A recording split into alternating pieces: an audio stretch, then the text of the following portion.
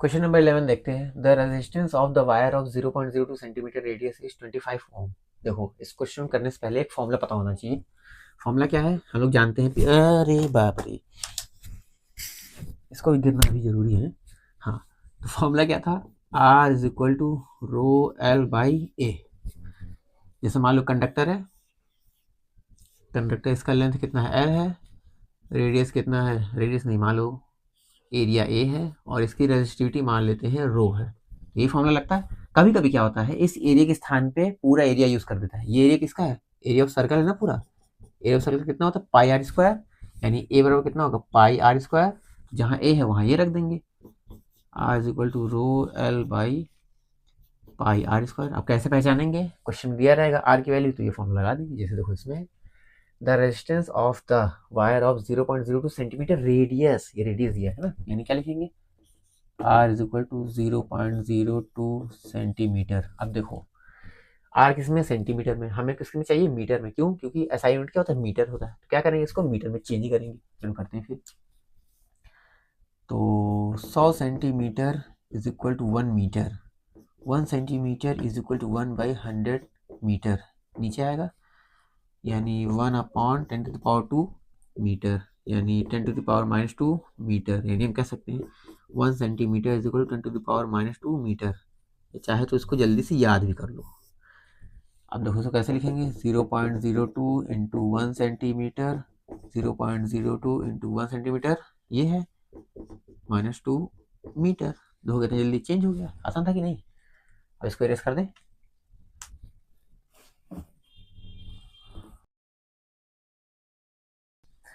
अब देखो the resistance of the wire of 0.02 centimetre radius is 25 ओम। ओम मतलब रेजिस्टेंस दिया है, देखो लिखा भी है। यानी आर कितना है? 25 ओम। तो मैं बताया ना, जब दिक्कत हो कि कैसे पहचाने क्या दिया है, तो उसके यूनिट्स पहचानो। इसलिए मैं कहता हूँ यूनिट जरूरी है। इफ द रेजिस्टिविटी मतलब रो की value of the material is इतना, देखो ओम मीटर ना, उसका वो होता ना यूनिट। तो रो कितना है? 44 इंटू 10⁻⁻8 ओम मीटर। तो फाइंड क्या करना है? Find the length of the wire. अब देखो इसमें आर दिया है, सब कुछ दिया है, यानी कौन सा फॉर्म लगाएंगे? वही रेडियस वाला लगाएंगे। तो लिखते हैं यहाँ पर we know that R is equal to rho L upon pi are square. हमें निकालना है एल, यानी इसको अकेले करो, बाकी सबको इधर भेज दो। Rho into L upon pi are square, इसका मतलब इसमें करो पाई आर स्क्वायर अपॉन, ये नीचे आएगा एल, यानी लिख सकते हैं L is equal to R into pi are square upon rho. अब L is equal to R कितना है? 25 इंटू पाई 22/7, तो 22/7 इंटू आर स्क्वायर, यानी ये 0.02 इंटू 10⁻⁻² का होल स्क्वायर अपॉन, इसको ऐसे लिख लो, ये एल है। रो कितना है? 44 इंटू 10⁻⁻8। अब देखो आराम से सॉल्व करेंगे, सब हो जाएगा। अब देखो 22/7 ये 1/7 टाइप का है, तो 7 नीचे मल्टीप्लाई हो जाएगा, है ना। तो L is equal to 25 into 22/7 नीचे मल्टीप्लाई होगा, यानी 44 इंटू 7 इंटू 10⁻⁻8 इंटू, अब देखो ये इसका होल स्क्वायर, इसका मतलब इसको 2 बार लिख दें। 0.02 इंटू 10⁻⁻8 इंटू 0.02 इंटू 10⁻⁻8, सॉरी 2 होगा ना, क्योंकि देखो स्क्वायर थे, मतलब 2 बार लिख सकते हैं ना इसे। हाँ यही है, बस हो गया, यही था। अब देखो इसको सॉल्व करना है। अब ध्यान से देखो, 22 दूनी 44 होता है, कट गया, 0.01 आया, और कुछ कट रहा है? नहीं कट रहा है। चलो लिखते हैं फिर इधर, यानी L is equal to 25 into, अब देखो 0.01 मतलब 10⁻⁻² लिख सकते हैं, यानी 10⁻⁻² लिख दिया। 10⁻⁻², -2। अब देखो 0.02, अब डायरेक्ट लिख रहे हैं 0.02। अच्छा इसको तो क्या लिख सकते हैं? 2 इंटू 0.01 लिख सकते हैं, मल्टीप्लाई करेंगे यही तो आएगा, यानी इसके स्थान पर हम ये लिख दे रहे हैं 2 इंटू 0.01 सही है कि नहीं? हाँ, इंटू 10⁻⁻2 अपॉन में क्या है 7 -8 ऐसे ही इसका कैसे। अब L is equal to 25 into, अब ध्यान से देखना, जब बेस सेम रहता है तो पावर ऐड हो जाता है, यानी इसका और इसका 10⁻⁻2 मतलब -6 आ जाएगा। 2 इंटू, अब देखो 0.01 मतलब 10⁻⁻2, यानी इसके साथ हम क्या लिख सकते हैं 10⁻⁻2 अपॉन, अच्छा देखो 10⁻⁸ है ना, जब ये ऊपर जाएगा तो प्लस में हो जाएगा, यानी लिख सकते हैं ये 108 नहीं है, ये है 10⁸ और ये 7 25 इंटू, अब देखो बेस सेम यानी पावर ऐड हो जाएगा, -6 -2 -8 इंटू 10⁸ अपॉन, अच्छा 2 भी है ना 7। अब देखो इसका मतलब इसमें कर दो तो 25 दूनी 50 होगा, यानी 50 इंटू 10⁻−8 10⁻+8 कैंसिल हो जाएगा, तो डायरेक्ट ही काट दो, यानी 1/7। अरे देखो देखो देखो देखो, जब बेस सेम रहता है पावर ऐड हो जाता है ना, +8 होगा, 10⁻0 आए, किसी की पावर 0 मतलब 1, तो डायरेक्ट हम लिख दिए थे, यानी 50/7। अब देखो 7 49 होता है, 1 आया पॉइंट लगा 0 आया, 7 एकम 7 हुआ, 15 7 चौक 28 और बस नहीं लिखो मीटर, यानी इसको लगभग लिख सकते हो, एल की वैल्यू जो आया है 7.14 metre, length of the wire कितना है, इतना है। आई होप बढ़िया से समझ में आया होगा, ठीक है।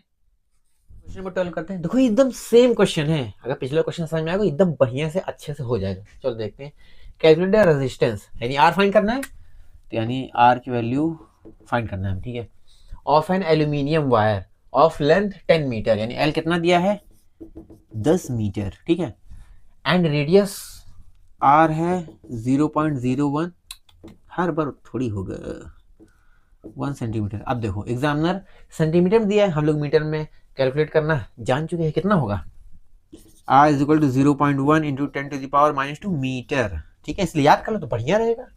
और रेजिस्टिविटी कितना दिया है 2.8 इंटू 10⁻⁻8 ओम मीटर। अब कितना आसान क्वेश्चन हो गया, आर की वैल्यू फाइंड करना है, हम लिखेंगे वी नो दैट, क्या जानते हैं हम लोग, R is equal to rho L upon pi are square, तो बस डायरेक्ट वैल्यू रखना है, रो कितना है 2.8 into 10⁻⁻8 into L 10 upon pi नहीं दिया है, मतलब 22/7 आर स्क्वायर, यानी इसका स्क्वायर, यानी इसका स्क्वायर ना 0.1 इंटू 10⁻⁻2 का होल स्क्वायर।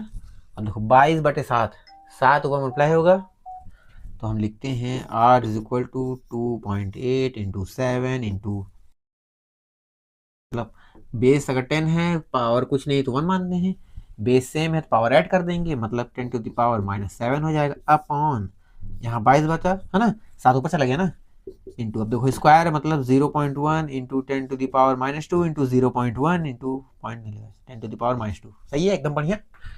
अब कुछ का टूट रहा है, इसको सॉल्व करें सबसे पहले, तो यहाँ लिखते हैं आर इज इक्वल टू, देखो 2 कम 2 2 चौक 8, ठीक है 1.4, या ऐसे करो 1.4 है ना, ठीक कर लेते हैं, 1.4 इंटू 7 इंटू 10⁻⁻7 अपॉन, ये बचा 11 इंटू, देखो 0.1 मतलब 10⁻⁻1 इंटू 10⁻⁻2 इंटू 10⁻⁻1, वही 0.1 ना, इंटू 10⁻⁻2, है ना, समझ में आ रहा है। अब देखो पॉइंट हटाएंगे, अच्छा पॉइंट हटाएंगे मतलब यहाँ 0 आएगा, यानी हम कह सकते हैं 10⁻1 10 आएगा ना केवल, यानी 14 इंटू 7 इंटू 10⁻⁻7। अब देखो एक बार आराम से कर दें जल्दी से, अच्छा चलो ठीक कोई बात नहीं, 11 इंटू 10 10 10 10 10, यहाँ कुछ नहीं तो मानते हैं 1, यानी देखो ये इसे कैंसिल कर देंगे, -1 +1 है, और कुछ कैंसिल होगा नहीं, तो -2 -1 यानी 10⁻⁻5 आया।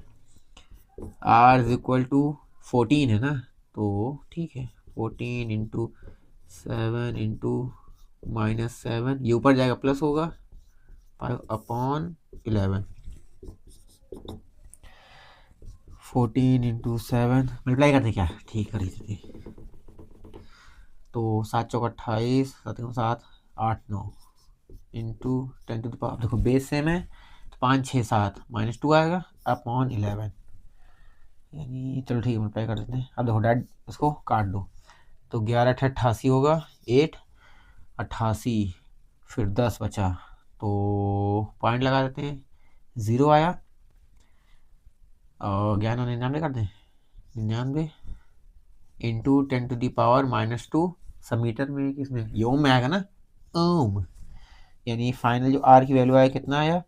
अच्छा ये इस तरह ले दो ताकि एग्जैक्ट वैल्यू है नहीं है, इंटू 10⁻⁻2 ओम, ठीक है, समझ में आया ना। हाँ क्वेश्चन नंबर 13 देखते हैं, ये तो बहुत ही आसान है। देखो अ वायर ऑफ रेजिस्टेंस 10 ओम, 10 ओम ओम ओम ओम ओम, यानी आर कितना दिया है, 10 ओम दिया है, हैज़ अ रेजिस्टिविटी ऑफ, यानी रो कितना है 5 इंटू 10⁻⁻7 ओम मीटर, ठीक है।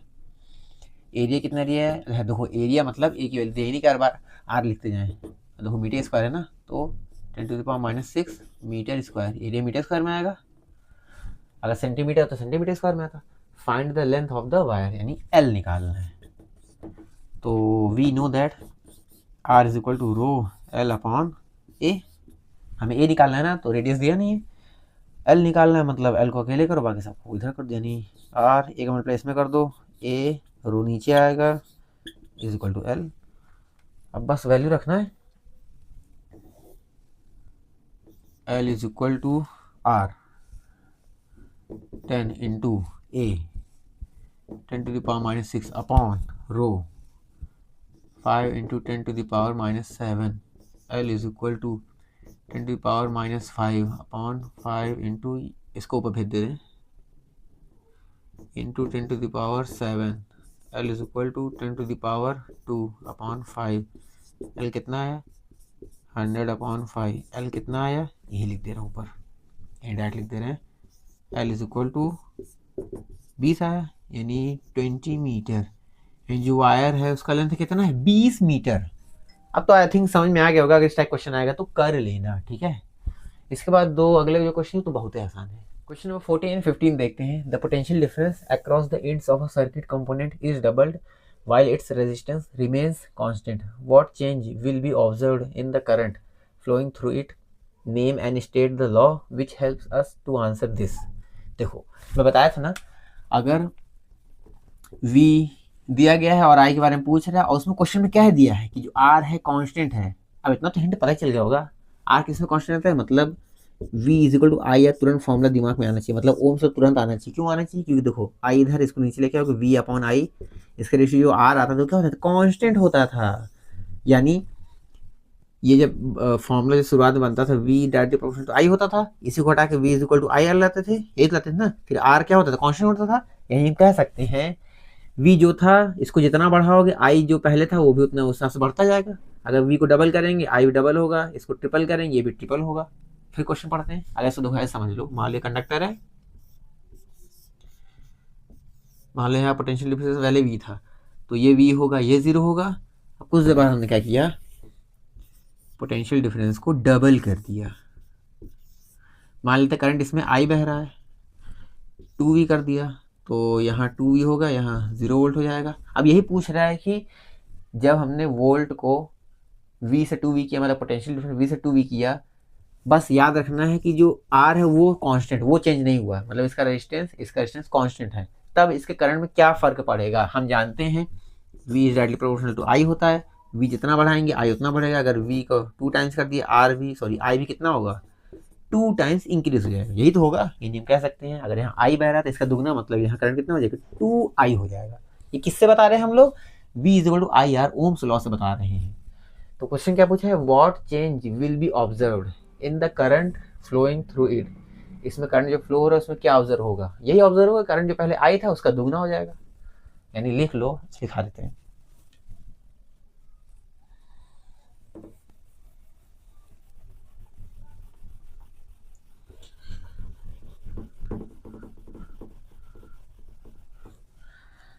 इसका सॉल्यूशन आंसर लिख लो। आंसर यही होगा कि करंट में क्या ऑब्जर्व किया जाएगा, चेंज। ये चेंज होगा कि जो करंट है विल ऑल्सो बी डबल्ड। यही तो हो रहा था, जो करंट पहले आई बह रहा था अब कितना 2i हो गया। उसके बाद क्या पूछा, name and state the law which helps us to answer this. अच्छा कौन सा हेल्प लॉ हेल्प किया, v is equal to I, मतलब ओम्स लॉ। तो क्या करना है इसके बाद, ओम्स लॉ जो मैंने पिछली वीडियो में बताया था उसको अच्छे से यहाँ टीप देना है, छाप देना है। ओम्स लॉ लिख देना पूरा, उसका स्टेटमेंट लिख देना और यहाँ ग्राफ बना देना वी आई वाला, जो बताते हैं वी आई आर कॉन्स्टेंट। बस हो गया, यही तो करना है। नीचे वाले आ जाओ। The potential difference across a resistor is increase 4 times. अब देखो वी को कितनी बार कर दिया, मतलब मान लो पहले वी था, इसको कितनी बार इंक्रीज किया 4 टाइम्स, यानी 4v हो गया। Keeping the resistance the same, यानी देखो रेजिस्टेंस क्या है, सेम, मतलब वही। आर क्या है, कांस्टेंट है। How will the current change, current कैसे चेंज होगा। अब बताओ, जब v पहले था उसको 4v कर दिया तो जो i करंट फ्लो हो रहा है कितना हो जाएगा, 4i हो जाएगा। State the relationship between v and i as per ohm's law. बस यहाँ भी क्या करना, वही सेम चीज ओम्स लॉ लिखना है। तो इसमें क्या लिखोगे, इस वाले का आंसर क्या होगा, इरेज कर दें इसको। इस वाले का आंसर होगा करंट विल, इरेज ही कर देते हैं, current will also increase 4 times. सबसे आसान, खत्म। जो करंट है कितने टाइम्स इंक्रीज हो जाएगा, 4 टाइम्स इंक्रीज हो जाएगा। उसके बाद क्या करना है, वही सेम ओम्स लॉ लिख देना है पूरा, खत्म। ठीक है, बाय बाय।